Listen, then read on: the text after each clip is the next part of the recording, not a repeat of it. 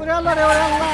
আরে কি হলো? বুড়ো আমার মোটরসাইকেলে কি করলে? বাবা আমার সাইকেলে ব্রেক নেই, আমি ঠেকাতে পারিনি। সাইকেলে ব্রেক নিতে সাইকেল চালাতে হয় কিটা? ও বাবা আমার সাইকেল ফেলে দিলে। খালি সাইকেল ফেলে দেবো, তোমারও ফেলে দেবো।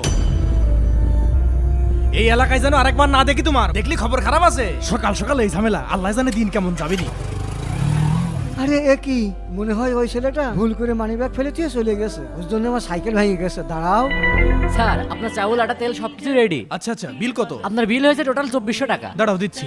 আরে মানিব্যাগ কোনে গেল? আজকেও ধান্দা করছে টাকা নেওয়া দেওয়ার জন্য। মনে হয় মানিব্যাগ রেখে চলে এসেছি। আপাতত দিয়ে দাও, টাকা পরে দিচ্ছি। না স্যার বাকি দিতে পারবো না। কি বলছো? তুমি আমাকে চিনো? হ্যাঁ চিনি, কিন্তু বাকি দেওয়ার মতো নেই। আমি ইচ্ছা করলে তোমার এই দোকান কিন্তু কিনে নিতে পারি। কিনতে পারেন, কিন্তু আমি তো বেচবো না। টাকা নিয়ে এসে সদাই নিয়ে যান। আচ্ছা ঠিক আছে, আসছি আমি। 2 টাকার মালিক হয়ে মানুষকে মানুষই মনে করে না। আল্লাহ জানে মানিব্যাগ পাবো না নাকি, এখানেই তো পড়ার কথা। কতগুলো টাকা। ও বাবা, হ্যাঁ? এই দেখো তোমার মানিব্যাগ। তুমি এখান থেকে যাওয়ার সময় পড়ে গেছিল, আমি খুঁজে পাইছি। আমি তোমার জন্য অপেক্ষা করছিলাম। দেখো তোমার সব টাকা আসে নাকি। চাচা আপনি 1000 টাকা রাখেন, সাইকেলটা ভেঙে গেছে, সাইকেলটা সারিয়ে নিয়েন। না বাবা, তোমার টাকা তুমিই রাখো।